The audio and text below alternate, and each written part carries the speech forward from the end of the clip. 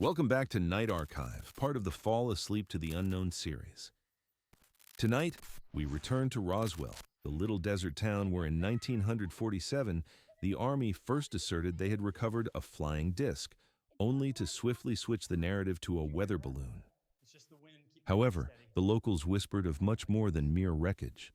They spoke of secrets quietly buried beneath the surface, intimidation that echoed through the streets, and even reports of small alien bodies removed from the crash site. Was it humanity's first encounter with beings not of this earth? Or was it merely the most peculiar game of broken telephone history has ever known? Settle in, get comfortable, and let us delve into Roswell's legend together, with calm curiosity and just the right amount of mystery to carry you into the realm of dreams. The summer of 1947. The summer of 1947 brooded with an anticipatory energy that seemed palpable. The war had drawn to a close less than 2 years prior, yet the world remained far from tranquil. Across the United States, towns and cities endeavored to adapt to life within the nuclear age, an era promising both groundbreaking technological advancements and potential annihilation. In New Mexico, the oppressive desert heat enveloped humble ranching communities like Roswell, where days ticked away to the steady rhythm of cattle drives, church picnics, and the subtle hum of cicadas at twilight. Yet, above the arid landscape, something extraordinary was unfolding. Reports of flying discs and bizarre craft, seemingly impervious to logical explanation, filled the pages of newspapers with uncanny regularity. Between June and July of 1947, more than 800 sightings were documented nationwide. Farmers, pilots, homemakers, and sheriffs alike described objects cleaving through the heavens with a speed and silence that conventional aircraft could not hope to replicate. Roswell, tucked away in the southeastern quarter of New Mexico, seemed an improbable candidate for significance in this unfolding drama.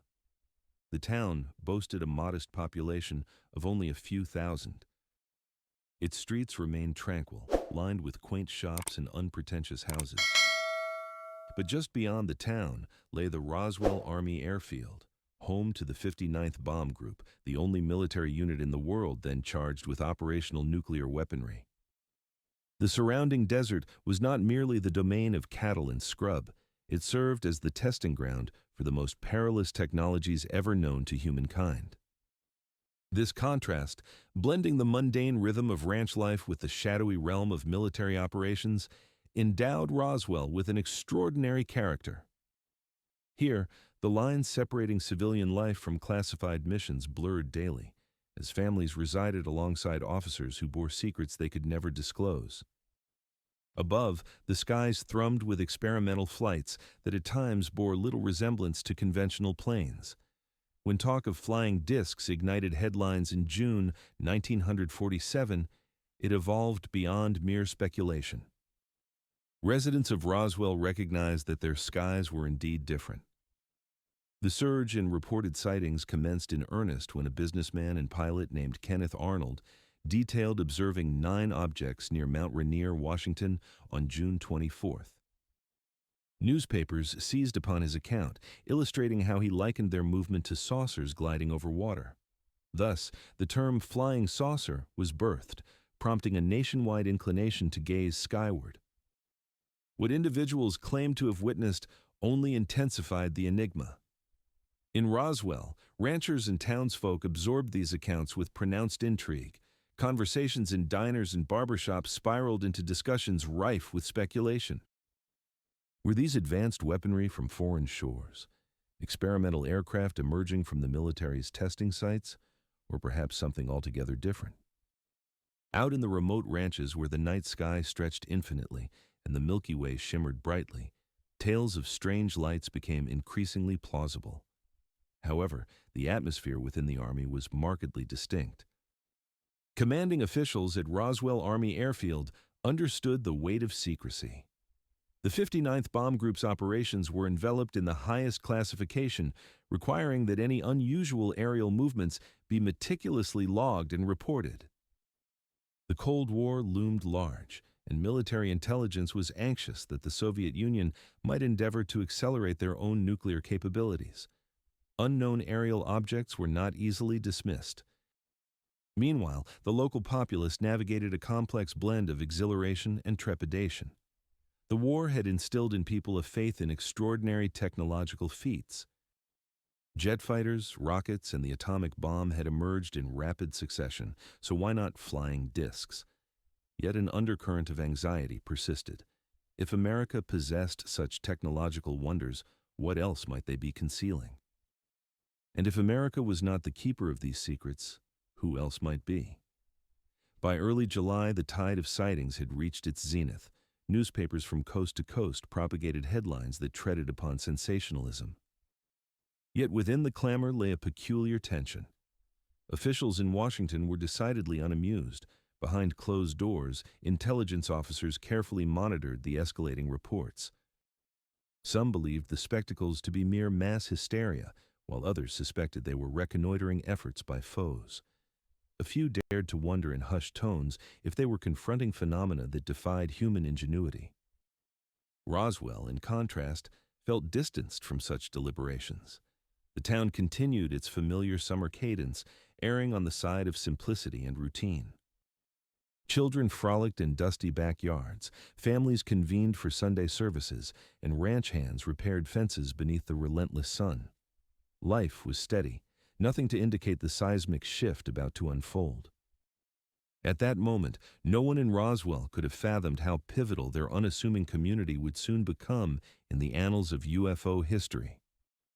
The ranchers tending to their cattle had no inkling that their land would soon be scrutinized under heavy military oversight. The shopkeepers along Main Street remained oblivious to the fact that their town's name would one day resonate with the themes of secrecy and enigma. For now, Roswell was simply another dot on the map, an abode for war veterans, a grazing ground for cattle, and a place where desert winds bore the scent of the earth. Yet the skies of New Mexico had always harbored an aura of mystery. The expansive desert, desolate yet enchanting, served as the perfect arena for clandestine flight tests that eluded the attention of most of the world. Locals routinely glimpsed lights darting about in patterns that defied the behavior of aircraft they recognized. Some dismissed these phenomena, attributing them to the base's experiments. Others, however, chose silence, reluctant to expose themselves to mockery. It was as if the stage was being meticulously crafted for what would soon emerge as the most renowned incident in the annals of UFO lore. The summer of 1947 was not merely the inception of a tale about a crash. It signaled a profound shift in humanity's perception of the skies, the nature of secrecy, and the tantalizing possibility that we might not be alone in the universe. The world was evolving at a dizzying speed during this time, and Roswell was poised to find itself ensnared in a mystery that would endure through the ages. The crash, when it occurred, would be sudden and cataclysmic, wrapped in layers of bewilderment. But prior to the wreckage, prior to the sensational headlines, there existed that summer, a season characterized by vigilant gazes toward the heavens, hushed conversations brimming with anxiety, and an uncanny sense that history was on the brink of a monumental shift. The crash on the ranch. On the morning of July 3, 1947, William Mac Brazel rode through the undulating pastures of the Foster Ranch, situated to the northwest of Roswell. A man of rugged build, accustomed to the arduous days spent tending to sheep and overseeing the vast swathes of scrubland before him, he found that summer particularly stifling and restless. The remnants of storms swept across the high plains, rattling windows and leaving behind a telltale aroma of damp earth. Following one such storm, Brazel stumbled upon something out of the ordinary scattered across his land. At first glance, the odd sight appeared to be mere debris, shiny shards sparkling in the sunlight, partially hidden beneath the sandy soil. Yet as Brazel dismounted and began to scrutinize the fragments, he quickly discerned these were not mere remnants of a weather balloon or stray barn materials. The field was peppered with wreckage, slender metallic strips, beams adorned with strange markings, and fragments that extended indefinitely across the ranch. Brazel picked up several of these pieces, transporting them back to his modest home. His family handled the fragments with curiosity, attempting to bend or break them, only to witness the material spring back to its original form each time. Surprisingly light, much lighter than aluminum, it possessed an intriguing durability. Other pieces exhibited symbols, bizarre purples and reds that bore the resemblance of hieroglyphs, yet remained unrecognizable to anyone. Though the children fancied it something pulled from a fairy tale, Brazel himself felt a creeping sense of foreboding. He was familiar with aircraft wreckage, having lived in proximity to military operations where crashes were commonplace, with farmers often discovering remnants of test balloons or aircraft. This revelation felt dissimilar. The extensive dispersal of material was uncharacteristic, extending hundreds of yards without a discernible point of impact. This strange material was unlike anything he had encountered before. Brazel's unease deepened as he contemplated what had descended upon his ranch, something that defied rational explanation.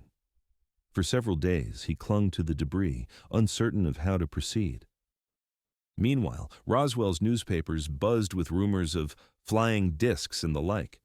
Brazel, however, paid little heed to such accounts. As a rancher, he was not one to chase outlandish tales. Yet, the more he pondered, the more improbable it seemed that this wreckage could be anything ordinary. Eventually, he mustered the courage to assemble a collection of the most remarkable pieces and ventured into town. Upon arriving at the local sheriff's office, Brazel presented his findings to Sheriff George Wilcox. Wilcox listened with a mix of intrigue and caution, examining the items and acknowledging their peculiarity. Eschewing the risks, he promptly reached out to the Roswell Army airfield. Before long, intelligence officers from the base were en route to the ranch. Among them was Major Jesse Marcel, serving as the base's intelligence officer. Marcel would later emerge as a pivotal figure in the Roswell enigma, but on that day, he was simply fulfilling his duty by retrieving potentially significant wreckage with national security implications. As he accompanied Brazel to the Foster Ranch, what they discovered was nothing short of astonishing. The field was littered with fragments that glittered under the sun.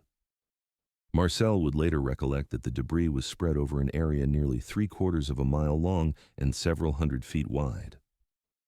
There was no central impact site, no evidence of an explosion, just an expanse of peculiar, lightweight wreckage that bore no resemblance to anything in the Army's storied inventory. Marcel and his team collected an ample supply of pieces, examining them closely. He would describe beams that seemed reminiscent of balsa wood, yet proved to be unbreakable, alongside sheets of material that could be crumpled but would unroll without a wrinkle. The markings on the fragments, those curious purple symbols, lingered in Marcel's memory.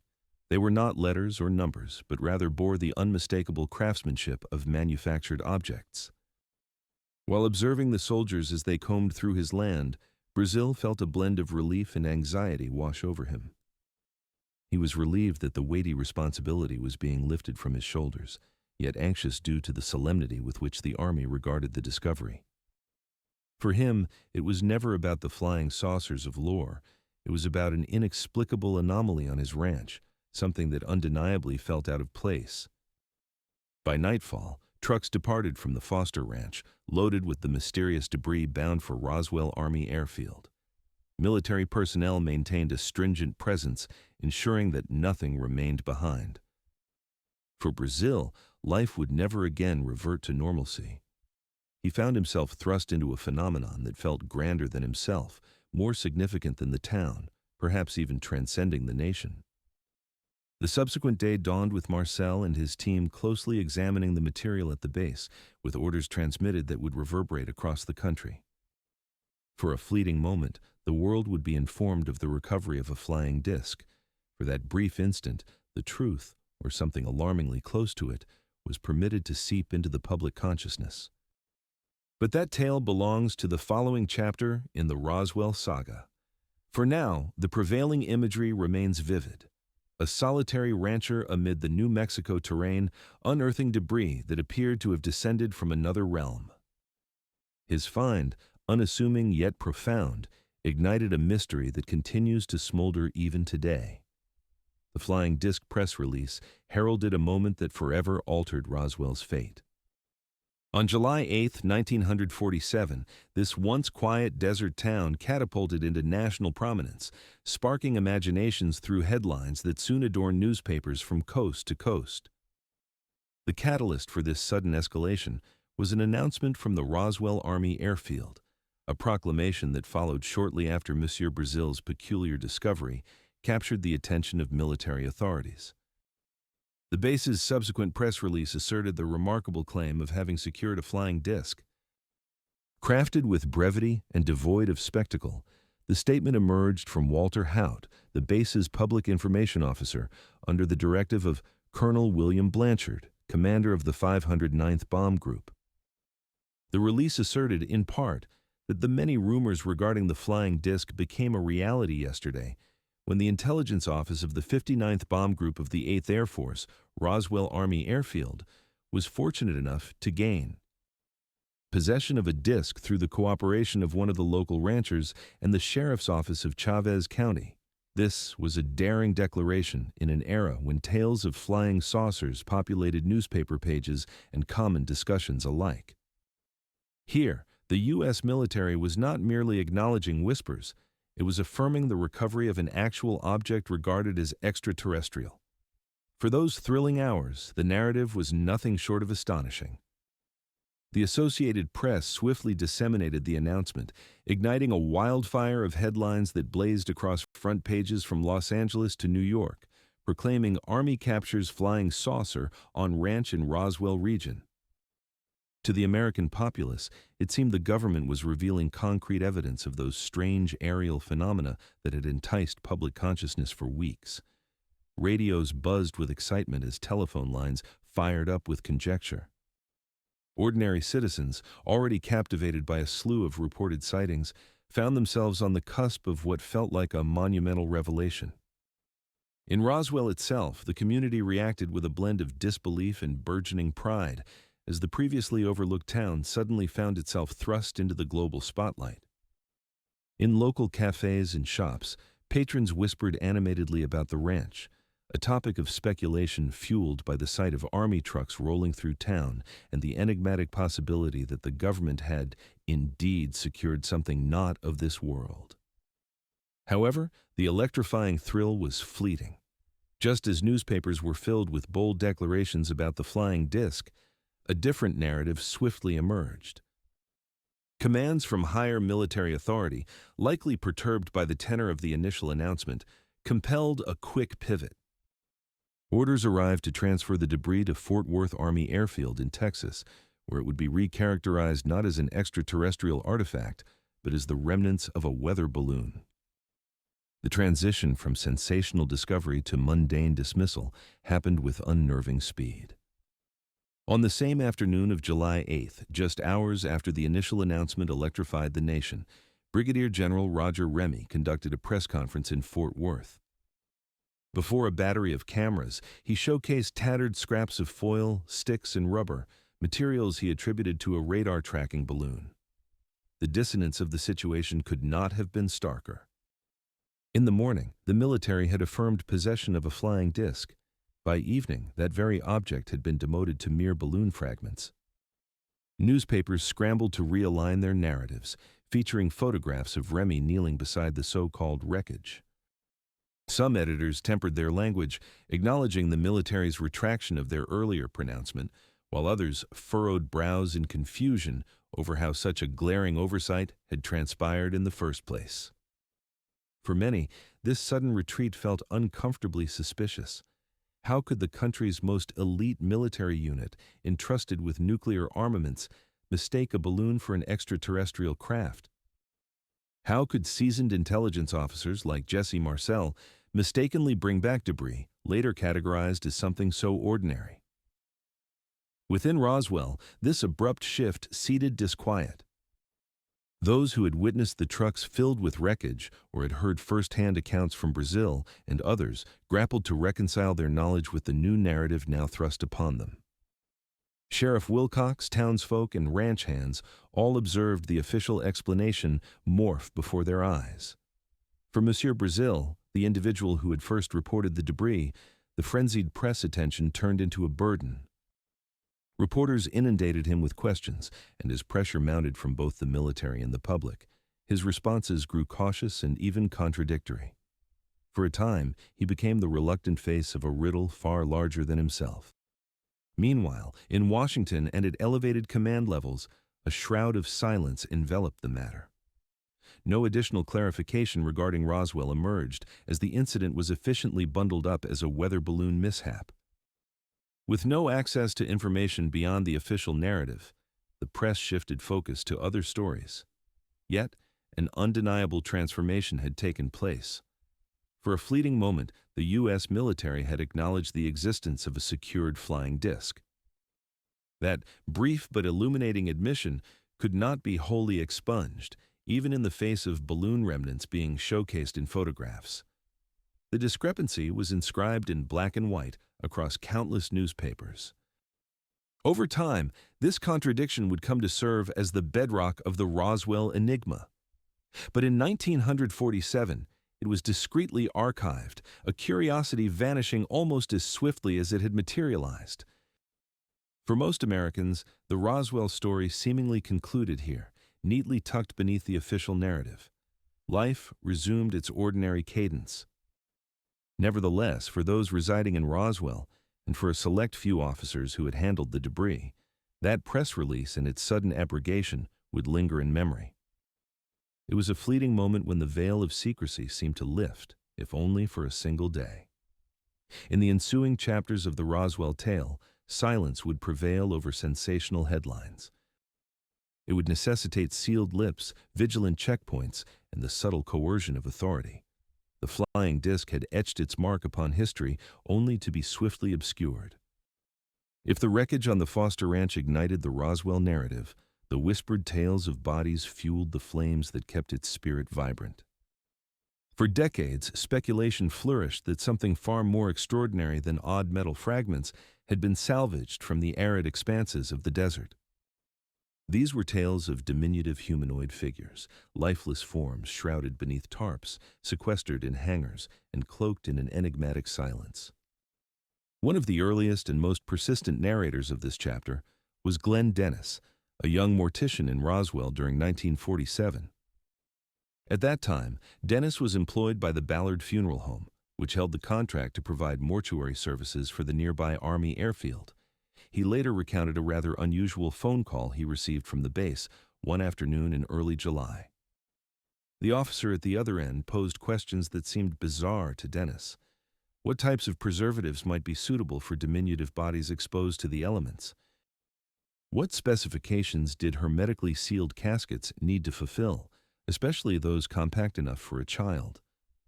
Dennis answered as best he could, though the inquiry left him feeling unsettled. Hours later, he was requested to transport an injured serviceman to the base hospital. Within those walls, Dennis encountered something that would haunt him eternally. As he maneuvered the gurney inside, he caught sight of the hospital corridors bustling with frenetic activity. Military personnel rushed past, their expressions taut with urgency. He recognized nurses he knew intimately, friends from the tight-knit community, who appeared pale and distraught. Later, one discreetly confided that she had been involved in an autopsy unlike anything she had ever encountered before. "The bodies were not of this world," she whispered.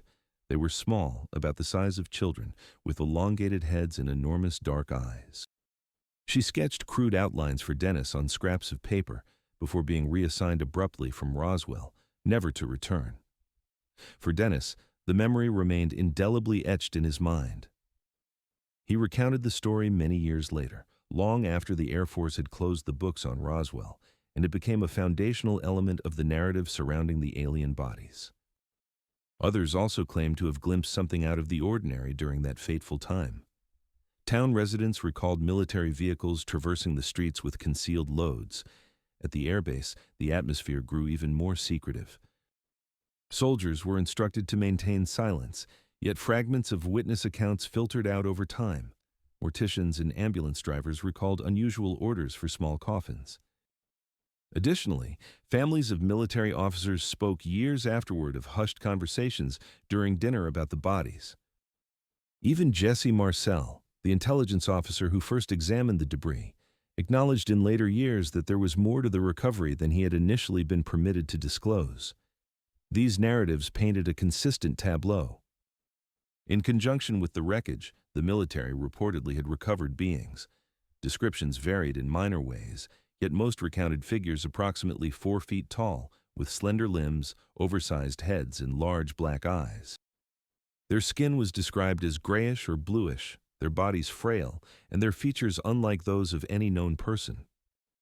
According to these accounts, the bodies were first taken to the base hospital in Roswell before swiftly being transferred elsewhere.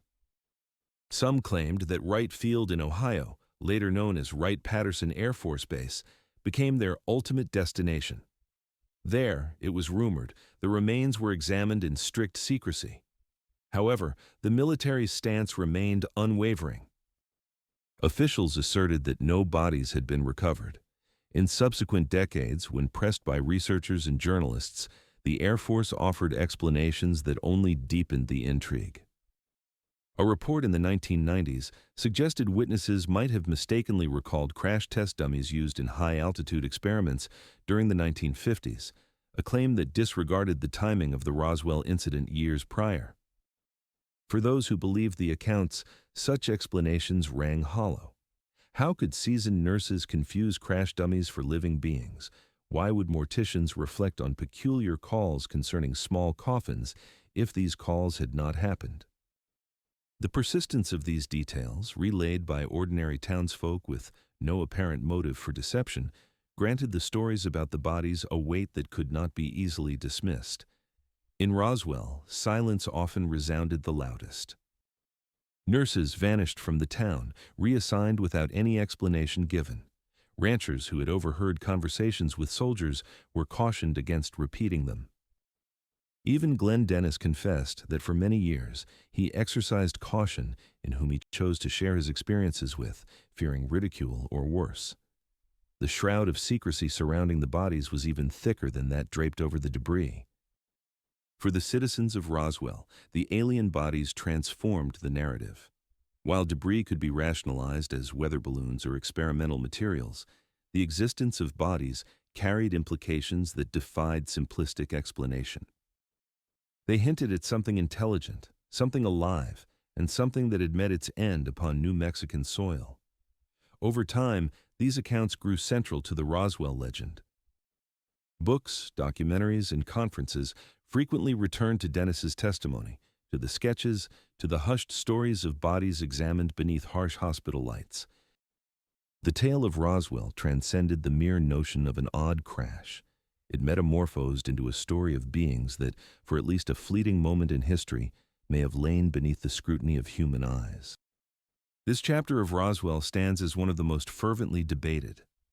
To skeptics, it represents embellishment, an overlay of fantasy upon a misinterpretation. To believers, it constitutes the crucial evidence that transforms wreckage into an encounter. What remains certain is that from the very first murmurs, the stories of alien bodies have never left Roswell. It lingers in the records of funeral homes, nestled within the recollections of families, and echoes through the strange requests for diminutive coffins during the sweltering days of July. This evokes the most disquieting inquiry of all. If not humans, then who were they? The days that followed the Roswell announcement were suffused with a palpable tension that took residence over the town. What commenced as curiosity and exhilaration soon morphed into a muted disquiet. Following the abrupt pivot from flying disc to weather balloon, the atmosphere surrounding Roswell Army Airfield became distinctly guarded. Soldiers, who previously intermingled freely with townspeople, adopted a more restrained demeanor. Their conversations were clipped, their gazes alert. Something had undeniably shifted. Witness accounts began to surface, recalling events that at the time had appeared as isolated incidents, but in retrospect, wove a cohesive narrative of control. Sheriff George Wilcox, the recipient of Mac Brazel's initial report, found himself ensconced in a steadily growing pressure to maintain discretion. Family members recounted visits from military personnel to his office, visits that carried a clear imperative. The subject was to remain unspoken. The sheriff, widely revered in the community, seldom mentioned the occurrence again. Monsieur Brazel, the rancher who first stumbled upon the wreckage, experienced an even more unsettling aftermath. After delivering the debris into town and escorting Major Jesse Marcel back to the site, Brazel was reportedly detained at the base for several days. His absence did not go unnoticed by family and neighbors. Upon his return, he exhibited a tempered demeanor, hesitant to divulge his experience. In subsequent interviews, his tone bore the careful gravitas of one who understood that words bore consequences. He would insist that his discovery amounted to nothing significant, perhaps just a balloon, a striking divergence from the puzzled tone he had previously adopted. Others in the vicinity recalled military visits to their residences. Several who had caught glimpses of the strange materials or overheard whispered conversations at the base were admonished to maintain silence. The threats, while subtle, were disquietingly effective, invoking fear of fines, imprisonment, or the unspoken might of the armed forces in a small town. In 1947, a community predicated on patriotism and deference to authority rendered such warnings exceedingly weighty. Even amongst the soldiers, silence was a mandate. The 59th Bomb Group represented the pinnacle of military elite during this era, entrusted with the security of nuclear ordnance, drilled rigorously in the tenets of secrecy. However, years later, some confessed that the Roswell incident proved to be unlike any other assignment they had upheld. Trucks operated at unconventional hours. Bizarre crates were loaded onto aircraft destined for Fort Worth and points beyond. Armed sentinels were stationed at hangars where entry was strictly prohibited. At the base hospital, the atmosphere of secrecy was remarkably stringent. Nurses and doctors who may have glimpsed unusual remains were transferred seemingly overnight. Families recalled neighbors who abruptly departed town without a word of farewell. Those who continued to reside in Roswell remained mum about their observations. If probed, they artfully shifted the conversation. The press, too, seemed to align obediently. After the sensational headlines of July 8th, the tale of the flying disc abruptly vanished from leading stories. The press conference presenting Brigadier General Remy alongside his weather balloon debris effectively quashed any lingering interest. For the majority of Americans, it concluded as swiftly as it began. Yet, for the people of Roswell, the ensuing silence became more conspicuous than the fleeting media attention they had initially received. What struck many was the astonishing efficiency with which the narrative was buried. No further public clarifications were provided, nor follow-up releases disseminated. Washington's quietude was palpable. Life in Roswell resumed its regular rhythms. It felt as if military officials had flipped a switch, transforming an international phenomenon into a closed case in the matter of 24 hours. The veil of secrecy enveloped not just individuals and newsrooms. Decades later, individuals combing through military archives, seeking documentation, uncovered that numerous files from the Roswell Army Airfield in 1947 were curiously absent. Routine records, flight logs, and personnel rosters from that period appeared to have evaporated into thin air. Whether due to bureaucratic oversight or deliberate expungement, the outcome remained unchanged. A paper trail that might have illuminated events simply did not exist for those who had experienced them. The ramifications of this suppression proved enduring. Families carried hushed stories, often conveyed only in private and never in public discourse. A mortician recounted the peculiar inquiries for child-sized coffins. A ranch hand recalled soldiers cordoning off pastures. A nurse created sketches she kept hidden until her final days. These disparate fragments, passed through generations, formed the backbone of the Roswell legend, evidence of something extraordinary shielded by extraordinary measures. To skeptics, the quietude spoke to nothing beyond military discipline amidst the burgeoning Cold War. To believers, it affirmed the theory that something far too significant to admit had been ensconced away. In either case, the impact was profound. By the end of July 1947, the Roswell incident had all but faded from public discourse. Yet, it had not vanished from communal memory. The clampdown fostered an atmosphere of intrigue that would amplify with time. The very absence of disclosures, the deep silences, the vanishing records, and the reassigned nurses became as revealing as any piece of wreckage. For Roswell, secrecy supplanted revelation. A tale that commenced with the audacious claims of a captured flying disc now lay buried beneath layers of official denial. The town resumed its ordinary routines, but beneath the surface lingered an unease, an unexpressed belief that something significant had transpired, something remarkable that the world was not meant to know. The legends of Roswell would linger, dormant for decades, remembered only by those who had lived through them. The narrative had been muted, yet silence, as history would later reveal, is rarely everlasting. Chapter 6. For 30 years, the Roswell incident rested in obscurity. Despite the profound aura of secrecy that enveloped the event in July 1947, the immediate aftermath unfolded with an eerie stillness. Following the press conference in Fort Worth, where balloon debris was displayed, the newspapers hastily shifted their focus elsewhere. The sensational tale of a flying disc secured in New Mexico, which had briefly ignited public intrigue, was extinguished almost as quickly as it had flared. In the eyes of the broader world, Roswell was consigned to oblivion. Life in Roswell itself returned to a predictable cadence. Ranchers diligently tended to their lands under the relentless desert sun, while children frolicked in the dusty yards, their recollections of military vehicles and uniformed personnel fading into the backdrop of routine summer days.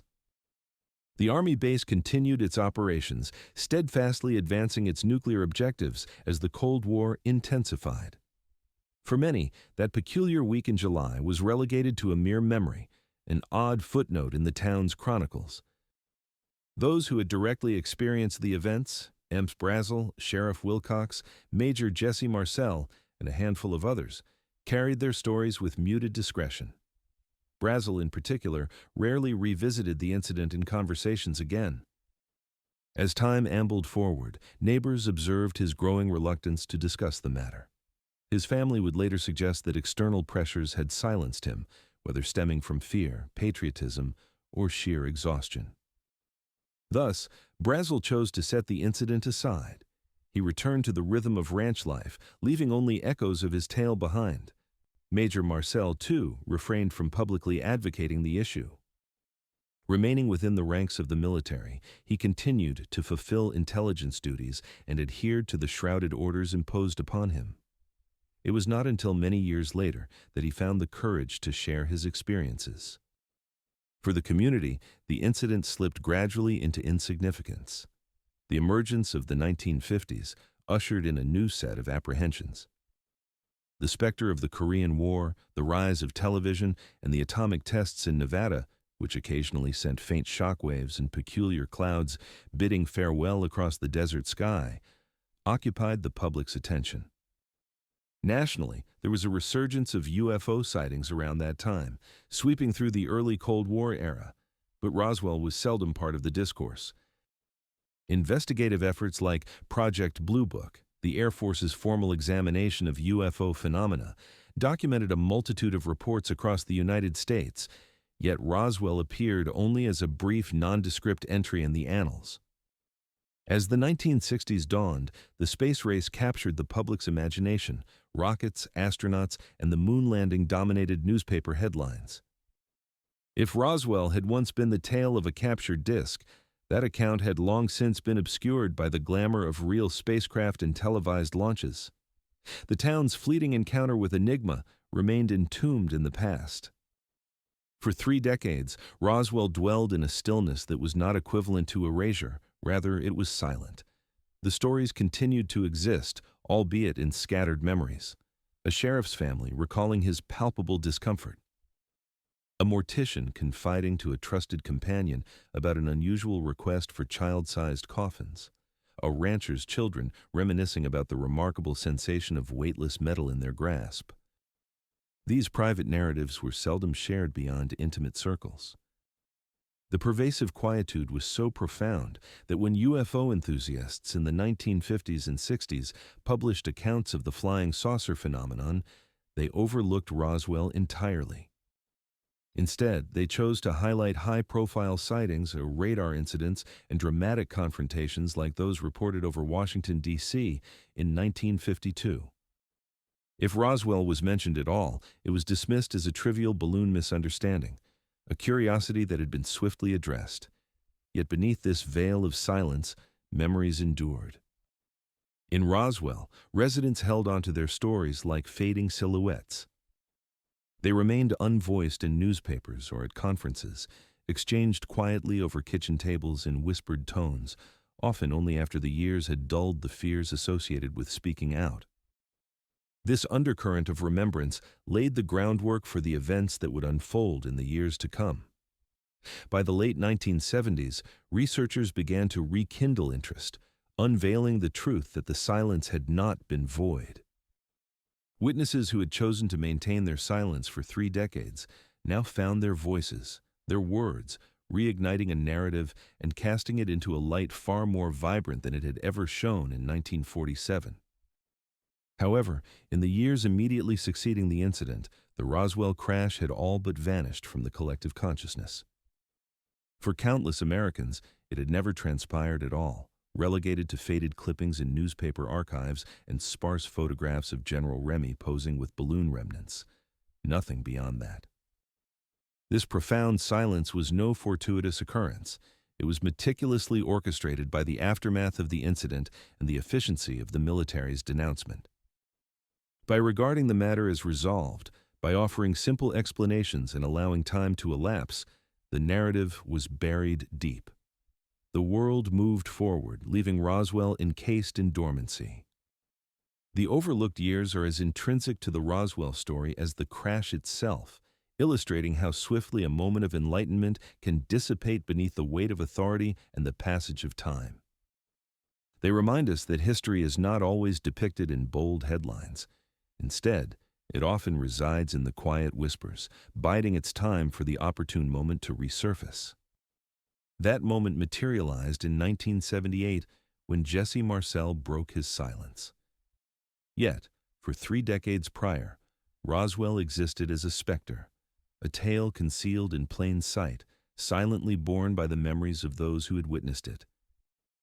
The material he had encountered on the Foster Ranch, the unexplainable beams and foil, remained etched in his memory.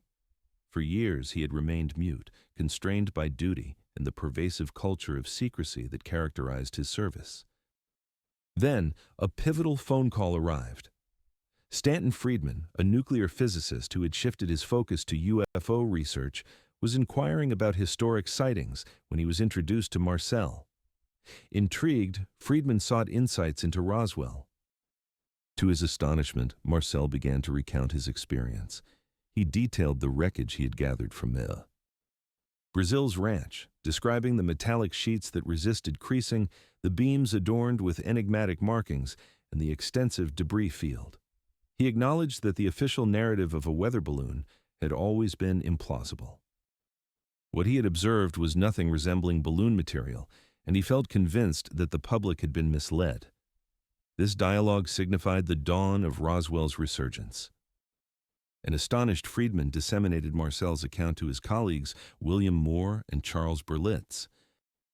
Together, the trio embarked on a quest for further truths, traveling to New Mexico, interviewing local residents, and piecing together fragments of memories that had been dormant for years. Their discoveries left them amazed. Ranch hands, funeral directors, and townsfolk who had long kept silent began to share their stories. Some were advanced in age, with their reluctance softening in the passage of time. Others, emboldened by the revelation of Marcel's testimony, felt safe to recount their experiences. Glenn Dennis, the funeral director who had received that peculiar call regarding child-sized coffins, recounted his narrative in full. Families connected to base personnel recalled peculiar orders and unexpected transfers. Gradually, the mosaic of testimonies began to expand. In 1980, Moore and Berlitz released the Roswell incident. It became the first comprehensive book fully dedicated to the event, striking like a lightning bolt. The text encapsulated the accounts from Marcel and others, weaving them into a narrative positing not just a crash of unknown origin, but also the recovery of alien bodies and a vast governmental cover-up. The response was instantaneous. For numerous readers, the book served as their initial exposure to Roswell, a tale they had been unaware of in 1947 when the incident was swiftly buried. The concept that the United States military might have retrieved an extraterrestrial vehicle electrified the public consciousness. Roswell, once relegated to obscurity, surged to the forefront of UFO mythology. The timing was pivotal. The late 1970s and early 1980s provided fertile ground for narratives involving secrecy and otherworldly enigmas. Watergate and Vietnam had undermined public confidence in government, rendering individuals more inclined to believe that authorities could obscure the truth. Furthermore, popular culture was undergoing a transformation. Films like Close Encounters of the Third Kind, released in 1977, and E.T., appearing in 1982, captivated millions, rendering the notion of contact with extraterrestrials both exhilarating and feasible. Roswell fit impeccably within this cultural zeitgeist. It transcended mundane aerial sightings. It represented evidence, concrete and retrievable, concealed within warehouses and files. It told the story of ordinary individuals touched by the extraordinary, and of a government too circumspect to disclose what it had uncovered. As the narrative flourished, researchers probed ever deeper. Fresh witnesses emerged, some recalling debris, while others spoke of bodies. Former military members, nurses, and civilians provided details that seemed to align with what Marcel and Dennis had disclosed. Each account contributed a new facet, enhancing the perception that something extraordinary indeed transpired in the New Mexican desert. Skeptics dismissed this revival as unreliable recollection, molded by time and suggestive inquiries. Yet, for believers, the testimonies bore too much consistency to be overlooked. The fact that individuals from varied backgrounds, separated by decades, recounted similar details endowed the narrative with a power that skepticism could not dispel. By the mid-1980s, Roswell had transformed from a forgotten footnote into a cultural phenomenon. Conferences dedicated entire sessions to discussing the event. Documentaries began airing on television, spreading the tale to millions. Roswell had catapulted from obscurity into the cultural mainstream, where it would firmly remain. For Jesse Marcel, the choice to break his silence bore consequences he could not have fully foreseen. He became both a luminary to believers and a target for skeptics who challenged his memory and intentions. Nevertheless, Marcel remained steadfast until his passing in 1986, maintaining that what he had witnessed in 1947 was not of this earth.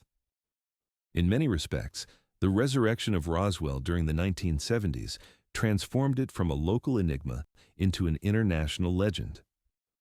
What had once been a secret among ranchers, sheriffs, and military personnel in a secluded desert town had now captivated the imagination of people worldwide. The silence of 30 years had dissipated, yet the questions had only just begun. Alien autopsy and pop culture. By the 1990s, Roswell had graduated from mere tales recounted in books and murmurings among witnesses. It burgeoned into a cultural phenomenon. What had initially been a fleeting headline in 1947, obscured by official denials, evolved into a universally recognizable symbol representing governmental secrecy, UFOs, and the prospect of contact with extraterrestrial entities. Television emerged as a crucial catalyst in this metamorphosis.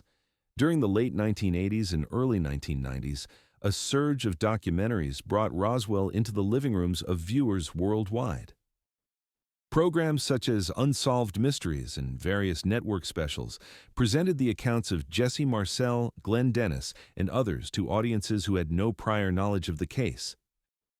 Their composed testimonies, often delivered by elderly individuals with little to gain from fabricating their experiences, radiated a credibility that resonated deeply with viewers. By this stage, Roswell had transcended mere mystery. It transformed into entertainment. Creative minds in the film and television industries recognized its narrative power. Programs like The X-Files incorporated Roswell into their mythos, creating a blend of fact and fiction that captivated audiences. Movies, too, captured the imagination with vivid portrayals of crashed saucers and elusive government officials. Comedic ventures like Independence Day, released in 1996, paid tribute to Roswell, depicting it as the clandestine site where extraterrestrial crafts were obscured from the public eye and meticulously examined. The town of Roswell itself welcomed this transformation, evolving from a tranquil ranching enclave into a celebrated UFO haven. Museums dedicated to the incident began to flourish, and shops sprang up offering a plethora of memorabilia, souvenirs, T-shirts, mugs, and postcards, all adorned with images of flying saucers and green-skinned aliens. Each summer, the town hosted festivals that attracted thousands of tourists. The once obscure name of Roswell blossomed into a recognizable mark across the globe. However, no single event stoked the flames of curiosity or stirred more controversy than the notorious alien autopsy film. In 1995, British producer Ray Santilli emerged with the claim of having acquired footage of an actual autopsy performed on one of the alien beings purportedly recovered from the Roswell incident. The grainy black-and-white film appeared to depict a small humanoid body sprawled on an operating table as figures clad in protective suits meticulously dissected it. The being's features aligned hauntingly with long-standing witness descriptions: large head, dark eyes, slender limbs. When the footage was broadcast on television, it ignited a media frenzy. Millions tuned in, eager to witness what was being billed as top-secret proof of extraterrestrial existence. For fervent believers, it seemed to be the long-awaited substantiation they had yearned for. Conversely, skeptics quickly dismissed it as an elaborate hoax. Regardless of the interpretation, the film propelled Roswell back into the global spotlight, igniting heated debates. Experts found themselves divided. While some contended that the film showcased authentic biological material, others highlighted inconsistencies in the props and medical procedures depicted. Within a few years, Santilli would concede that the film was indeed a reconstruction, though he insisted it was inspired by actual original footage that had deteriorated over time. To many, this admission served as vindication of their belief in a grand deception. Yet, for others, it merely deepened the enigma. What could prompt such fabrication if there wasn't some underlying truth? Regardless of its authenticity, the alien autopsy film achieved something remarkable. It cemented Roswell firmly within the public consciousness. For individuals unfamiliar with the Roswell event or Jesse Marcel's reassuring testimony, the film became their primary introduction to the case. Its imagery, starkly depicting the clinical examination of an extraterrestrial body, became indelibly linked to Roswell in the collective imagination. Furthermore, the film unveiled a deeper truth about Roswell. It had surpassed being just a case awaiting resolution. It evolved into a cultural reflection of humanity's hopes and anxieties surrounding the mysteries beyond our planet. For some, it became a narrative of contact, of beings visiting Earth. For others, it morphed into a tale of secrecy, of governments withholding truths too momentous to unveil. In both interpretations, Roswell transformed from a localized story into a global phenomenon. As the 1990s unfolded, the legend of Roswell continued to gain momentum. Conferences garnered international interest, with scholars pondering the intricate interplay between memory and myth. Skepticism thrived as critics authored articles dismantling perceived inconsistencies, while believers accentuated testimonies that resisted easy dismissal. Hollywood revisited Roswell time and again, embedding it even deeper into the fabric of collective culture. By decade's end, Roswell had ascended to the status of an icon. It had transcended the simple question of whether a UFO had crash-landed in 1947. It became an inquiry into the meaning behind the story. The lingering suspicion that something extraordinary had indeed descended upon the desert and subsequently been concealed lingered heavily.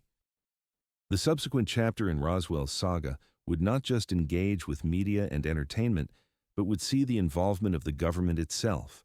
Faced with this renewed fervor, the U.S. Air Force during the 1990s released formal reports aimed at definitively resolving the matter. Yet, rather than quelling the debate, these explanations only exacerbated public fascination. By the early 1990s, the Roswell narrative had become too substantial to overlook. What had once been relegated to a mere footnote in history morphed into a worldwide sensation, spurred by an influx of books, documentaries, and the explosive controversy surrounding the alien autopsy film. Conferences attracted thousands, journalists clamored for clarity, and elected officials fielded an increasing number of inquiries from constituents. What began as a swift dismissal by the U.S. government in 1947 now faced intense scrutiny. In 1994, the U.S. Air Force released a report purporting to finally address the issue. Titled The Roswell Report, Fact versus Fiction. In the New Mexico desert, it traced the origin of the wreckage not to extraterrestrial origins, but to a top-secret Cold War initiative known as Project Mogul. Launched in 1947, Project Mogul utilized high-altitude balloons outfitted with sensitive microphones, designed to detect Soviet nuclear tests. These balloons were massive in scale, some reaching hundreds of feet, and were equipped with radar reflectors that scattered debris across extensive areas upon crashing. According to the report, what M. Brazel recovered from his ranch constituted the remnants of one of these balloons. For the Air Force, the explanation was straightforward. The unusual metallic material was merely remnants of radar reflector foil. The peculiar beams with odd markings had simple origins as common reinforcement sticks, their designs misinterpreted over decades. The extensive debris field corresponded with the crash of an extensive balloon train, ripped apart by desert winds. The report sought to elucidate every aspect, from the initial press release about a flying disc to the enigmatic behavior exhibited by military personnel.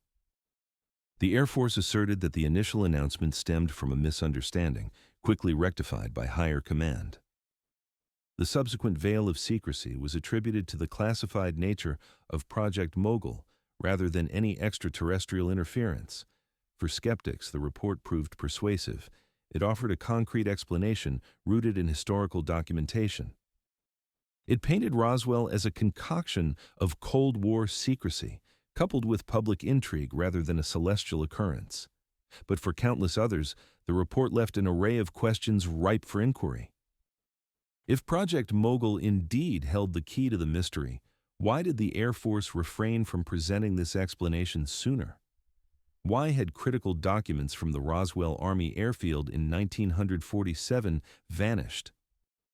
And how could credible observers such as Jesse Marcel steadfastly maintain until their last breaths that the materials they encountered differed vastly from a mere balloon?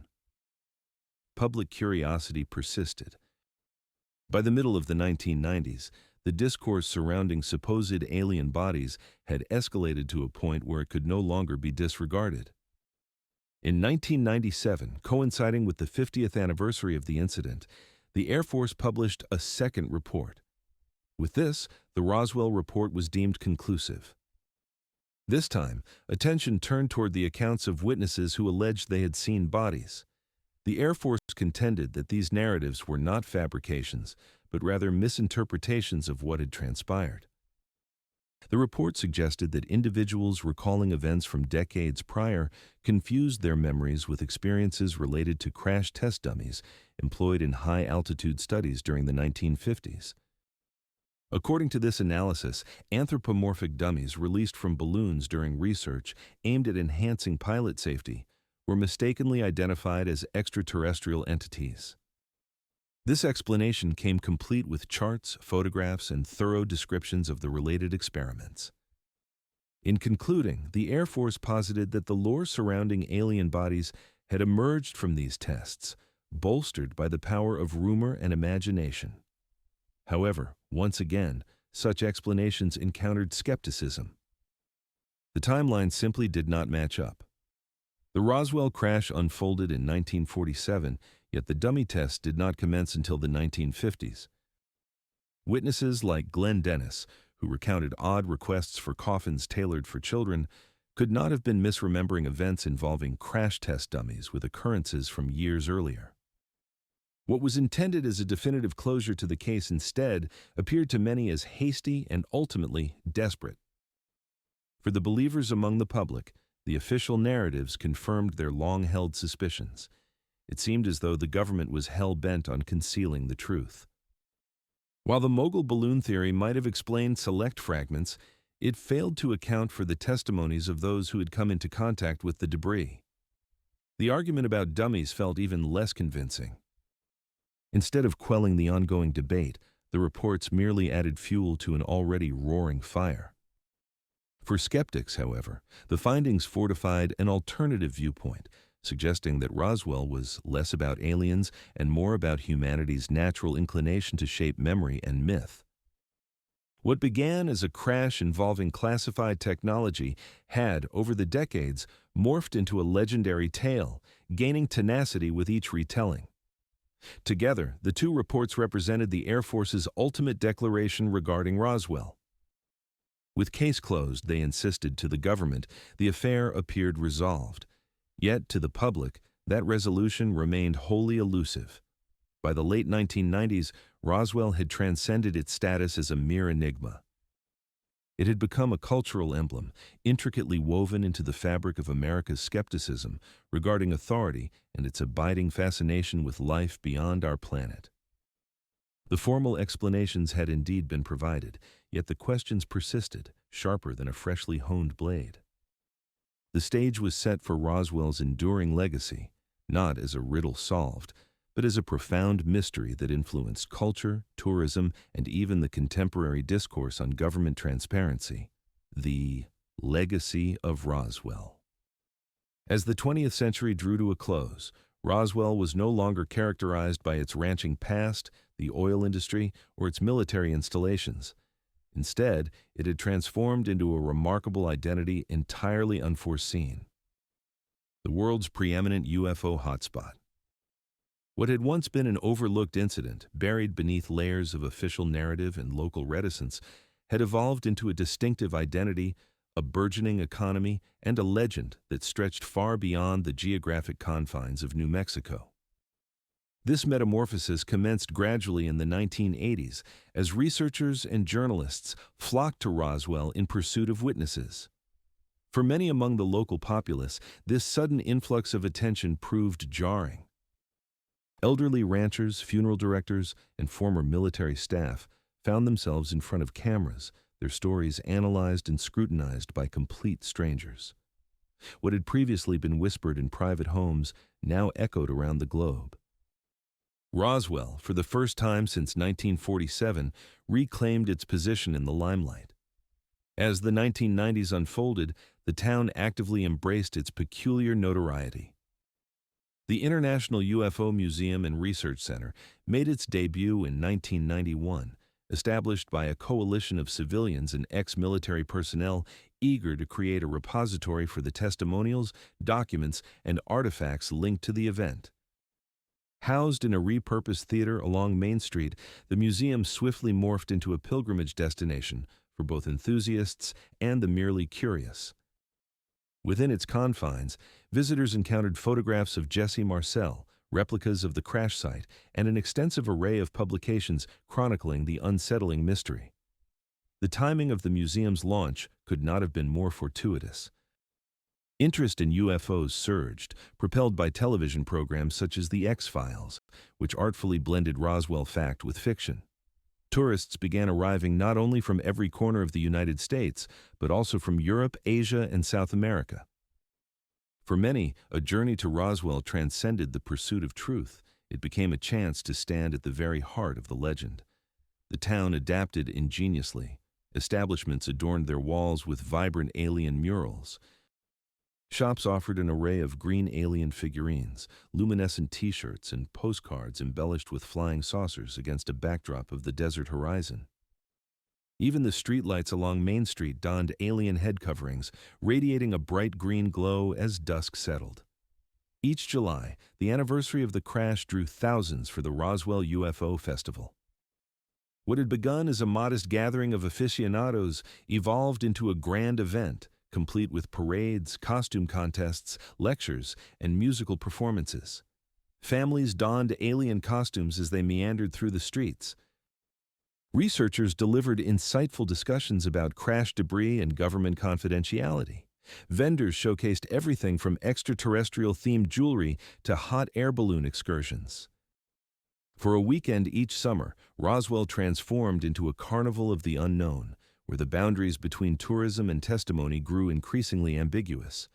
The economic ramifications were irrefutable. A town that might otherwise have remained an unremarkable waypoint on a desert route had blossomed into a celebrated destination. Hotels filled with eager visitors and restaurants flourished. Local enterprises, ranging from quaint bookstores to essential gas stations, thrived amidst the unceasing influx of visitors. What had once been shrouded in secrecy and skepticism now served as a vital pillar of the local economy. Beyond mere financial gain, Roswell emerged as a symbol, a cultural shorthand for enigma and concealment. Journalists invoked its name to emphasize unrelated governmental controversies, while filmmakers held it up as the ultimate embodiment of hidden truths. For countless individuals, mentioning Roswell became a subtle way of voicing distrust towards authority figures. To refer to Roswell was to draw attention to the notion that official narratives might cloak deeper realities. Simultaneously, Roswell possessed an ambivalent identity. For many inhabitants, the town remained a tangible reality, a community woven together through schools, churches, and familial ties, where the UFO phenomenon often felt like an embellishment. Some long-term residents expressed concern that their town had been caricatured, recognized solely for little green beings and interstellar lore. Contrastingly, others warmly embraced this identity, understanding that Roswell's name had achieved an extraordinary feat, global renown. The local museum and the annual festival guaranteed that the Roswell narrative continued to thrive, passing seamlessly through generations. Children raised in the town during the 1990s and early 2000s inherited not only the legacies of ranching and desert existence, but also the tales of UFO sightings and the shroud of secrecy surrounding them. For these young residents, Roswell transcended history. It formed a core aspect of their identity. This charming fusion of fact and folklore birthed an entity greater than the initial occurrence. Whether or not an extraterrestrial craft met its fate in 1947, Roswell emerged as a cultural beacon where myth and memory coexisted harmoniously. The very streets of the town echoed with the weight of unaddressed questions, yet they also resonated with the vibrant joys of human creativity and wonder. The essence of Roswell encapsulated not merely the events of that fateful summer, but also the collective interpretation that unfurled in the decades that ensued. It illustrated a community reshaped by secrecy into spectacle, silence into jubilation. A singular event confined to just a few days in July had the power to resonate for generations, shaping the very essence of the town itself. Roswell evolved beyond a mere dot on a map. It transformed into a significant idea, an emblem of awe, skepticism, and limitless possibility. It serves as a poignant reminder that the mysteries sown in history can proliferate far beyond their origins, developing lives of their own. As the 21st century dawned, the legend of Roswell showed no signs of diminishing. On the contrary, it seemed on the brink of an invigorated resurgence as new disclosures regarding UFOs and governmental obfuscation reignited the queries that first emerged from the New Mexico desert so many years prior. The initiation of the UFO disclosure era had begun. As the 21st century unfolded, Roswell had firmly established itself as more than a mere relic of the past. It became the litmus test for every fresh discourse surrounding unidentified aerial phenomena. Whether filling the halls of Congress, lighting up late-night television, or comprising elements of military briefings, Roswell lingered like a persistent specter. It marked the nascent chapter of secrecy, the first whispers hinting that the skies might harbor truths beyond official statements. In 2007, Revelations surrounding a clandestine Pentagon initiative known as the Advanced Aerospace Threat Identification Program, or AATIP, prompted immediate connections. If the United States government was still quietly investigating unidentified craft, then what else had been concealed from public view? Journalists began to query whether Roswell had initiated a timeline of events stretching across decades. This bond further solidified in 2017 when prominent newspapers unveiled declassified Navy footage exhibiting objects referred to as tic-tacs, maneuvering in ways that defied conventional aerodynamics. Captured by fighter pilots patrolling the coasts of California and Florida, these recordings reignited global intrigue in UFOs, now rebranded as UAPs, or Unidentified Aerial Phenomena. For researchers focused on these subjects, Roswell emerged as an essential reference point. In 1947, the government had repudiated and dismissed claims of unearthly encounters. Fast forward to the 2000s, and officials still grappled with deciphering what their own naval aviators had experienced. The resonances between past and present could scarcely be overlooked. Then, as now, the pressing question remained: what was known and what remained unspoken? During congressional hearings in the 1920s, lawmakers eagerly demanded transparency from military and intelligence officials. Eyewitnesses shared astonishing accounts of sightings, radar contacts, and encounters with entities that defied conventional logic. Some testimony emanated from distinguished pilots, their expressions echoing the calm assurance that Jesse Marcel had conveyed decades prior. The most gripping moment unfurled in 2023 when former intelligence officer David Grouch testified regarding secret recovery programs maintained by the U.S. government, suggesting the retrieval of materials and even non-human biologics. Though Grouch refrained from naming Roswell outright, the implications lingered heavily in the atmosphere. To many observers, his testimony resonated as a contemporary reflection of the narratives claimed by Roswell witnesses through the years, tales of extraordinary recoveries concealed and examined in secrecy. Throughout these discussions, Roswell's influence remained present, albeit subtly woven into the dialogue. Lawmakers referenced it perfunctorily, while journalists utilized its name as a lexicon for cover-ups. Researchers consistently underscored that the discourse had not initiated with the recent Tic Tac videos, but rather stemmed from an incident occurring nearly 80 years prior in the New Mexico desert. For the public, the parallels became unmistakably evident. The same recurring motif surfaced: credible witnesses recounting sightings, puzzling responses from officials, absent records, and hushed insinuations of recovered materials. Roswell transcended being just an isolated episode. It transformed into the very framework through which society understood the concept of disclosure. The cultural significance of Roswell further shaped the interpretation of contemporary revelations. When military officials conceded their inability to rationalize certain observations, many perceived it as an implicit acknowledgement of the denials that had persisted since 1947.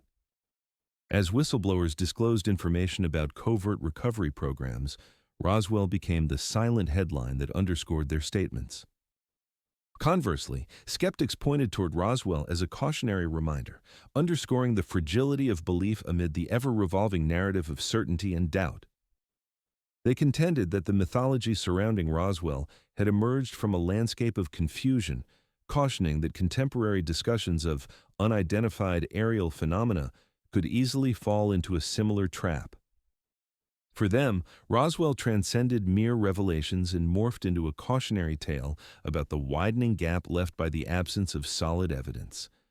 Regardless of one's perspective, Roswell's influence was irrefutable. It molded the lexicon of secrecy and established a framework for how new disclosures were perceived and interpreted. Absent Roswell, the current conversation surrounding UAPs might come off as disconnected endeavors. Conversely, with the continued presence of Roswell, they were woven into a historical tapestry that stretched from the mid-20th century to today. Even within the confines of classified documents, the specter of Roswell remained pervasive. Though the Air Force had long since pronounced the case concluded, newfound lawmakers and intelligence agents found themselves ensnared by its lingering shadow. When they addressed the issue of transparency, officials often reassured citizens by insisting they were not engaged in another episode akin to Roswell. The very necessity of invoking that comparison underscored how firmly the incident remained embedded in the national psyche. Entering this new era of disclosure revitalized interest in Roswell itself. Visitors flocked to learn not only about the infamous crash of 1947, but also to connect its legacy with current headlines featuring congressional hearings and Navy footage. Local museums updated their displays to draw connections between past clandestine activities and ongoing discussions. Once more, Roswell transformed from a historical narrative into a relevant commentary on contemporary issues. The age of disclosure unveiled that Roswell's profound imprint lay not solely in the uncertainties of 1947, but in how those circumstances shaped expectations on a global scale.